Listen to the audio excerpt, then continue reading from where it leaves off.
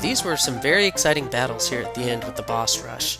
Now, the biggest problem of the entire rush was actually this guy right here, the Patra, with the double interlocking layers. He was a tough one to figure out.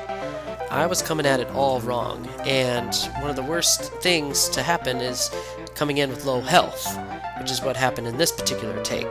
The Gomas, before that shoot 3 shots apiece, they are critical in how well you're going to do in this battle with the Patra.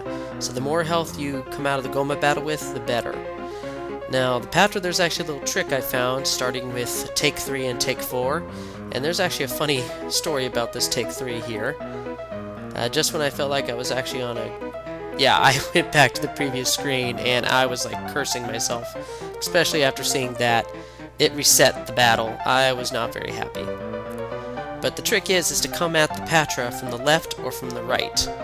And coming up from the top or the bottom is not really the best way. So I got pretty close on this one, but I didn't quite make it. And I was actually considering using potions after this take. Thankfully, I did not. Okay, this is the 5th time, folks, and this is the final boss rush. I have a clear feeling this is the end of the game. And this stage of the battle with the 10 Lemolas, it's like a repeat of Brick Wall Depths, but it's insanely easy. And you could probably come out of it with full hearts, especially if you have a good drop rate from any of these guys. So this is a no-issue battle here. Just use the fire-ish boomerang, the red boomerang, and a lot of your sword fighting, and hope for some heart drops, and you're not too bad off. This next one can be tricky. You'll want to use some super bombs. Woo! 1 super bomb. Oh wow, that was okay. That actually went rather well.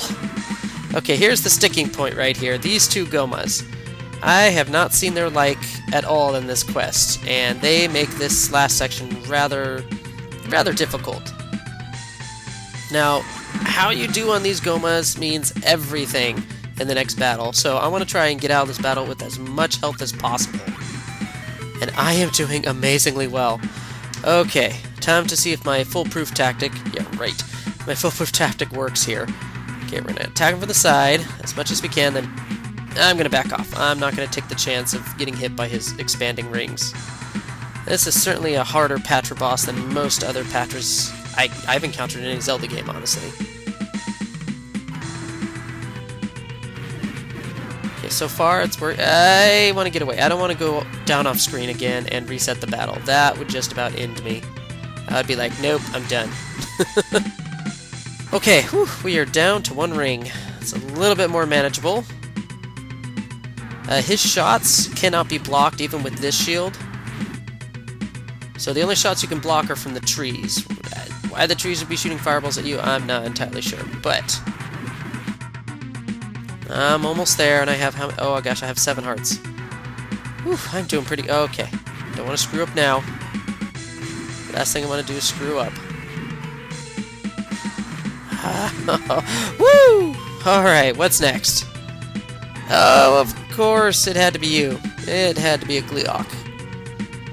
Okay, this is the first time fighting this guy. Wow, oh. Wow, his heads are going down faster than I thought. I might actually get through this.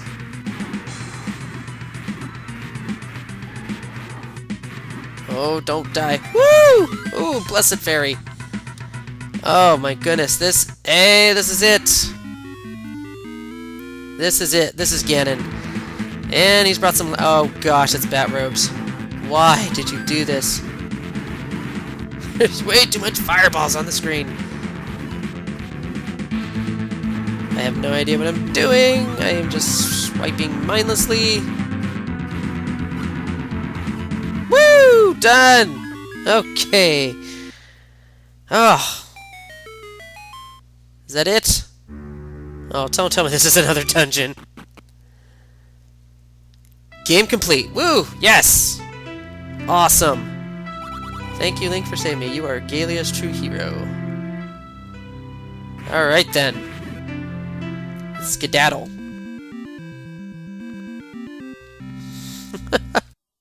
Okay, game complete. Congratulations, you have completed Duality. Okay, did it just lock up? Oh, I was like, why am I waiting? Hey, it's got the good old classic victory music. Nice. And I don't think those people actually made this particular quest. In fact, I'm almost assured of it.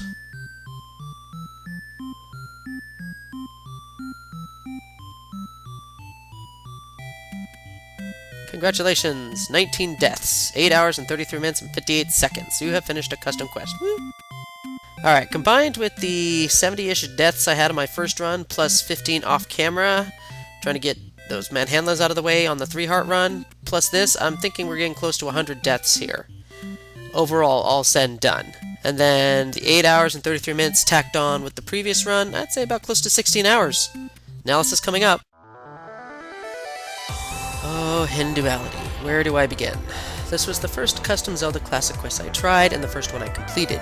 Although I have dabbled in a few other quests in the meantime during the course of this play series, I do not have enough experience with the majority of other quests to yet color my view. However, I will look at this quest with a critical eye given my extensive gaming background. So for being a good replica of traditional Legend of Zelda style gameplay, it nails it in all respects. The original game did not handhold you and did little to give you the path ahead as to where to go next and what to accomplish. The dungeons themselves were sprawling and massive, which prompted pencil and paper type memorization techniques, just to orient yourself. I remember back in the day when I was young, that was how I found my way through the original Legend of Zelda dungeons, via writing my path out on paper. Introducing each dungeon item at a deliberate pace and opening up more of the overworld with each acquisition was a brilliant touch, and put a great twist on the already solid Zelda formula.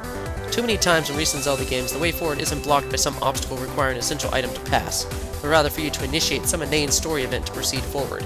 It feels forced and doesn't reward experimentation and exploration. The overall length of the quest was quite surprising, given that I had to redo the quest twice. To combine the total of my playtimes, eliminating the time spent getting back to where I was on the second run, I still managed a runtime of over 16 hours. That is quite impressive for a quest based off the original Legend of Zelda model. For all this praise, there is also a negative side to things which the quest failed at. I appreciate the lack of handholding just as much as any other Legend of Zelda purist does, but I think it's sometimes taken to extremes here in this quest. For example, the quest emphasizes heavily the player's previous knowledge of how the original Legend of Zelda worked, both first and second quest. It assumed that you knew how each individual aspect of the items, weapons, and room designs worked. It introduced the walk-through walls in Dungeon 6 without any prior mention that such a thing could exist. It simply assumed that after bombing the suspect wall, that you try to walk through it instead. Design like this might have been acceptable in older games, but not so much today. Then you have the bullcrap puzzles like walking behind a torch, not once but twice, to draw up to a lower floor. There was also no hint to the player that this was even needed and thus halted progress considerably. Then the deal with the 25th key in the Tower of Ganon, which required to check outside the dungeon entrance with your lens of truth on an area that you had no suspicions could be bombable. It's BS design decisions like that which tamper the overall experience. Then we get to the dungeons. They may be massive, they may be sprawling complexes that harken back to the days of old where pencil and paper was king and you had to chart your way through the labyrinthine passages. But here, it gets stale and old, and there are very few gimmicks in any of the dungeons to make them interesting outside of a few conveyor belt spikes and palette changes. Dungeons 5 through 7 seem to be the biggest slogs for me, and felt more rehashed than the previous 4 dungeons, like the designer was trying to stretch the same old shtick out across a multitude of dungeons, and it just felt lacking. There are a few bursts of brilliance, though. Dungeons 4, 9, and the Ice Temple. I loved the fact Dungeon 4 was ransacked, and you had to explore a dungeon already raided by bandits. That was an awesome change of pace. The whole 25-key treasure hunt on the first floor of Dungeon 9 was a great concept, and I loved getting each and every single key. It was like many small rewards adding up to a much larger one. It felt good. And finally, the Ice Temple probably takes the cake as being our great mandatory side dungeon where its main gimmicks is that of mirrored puzzles. Sadly, 3 dungeons out of many do not make up for the lack of quality of the others.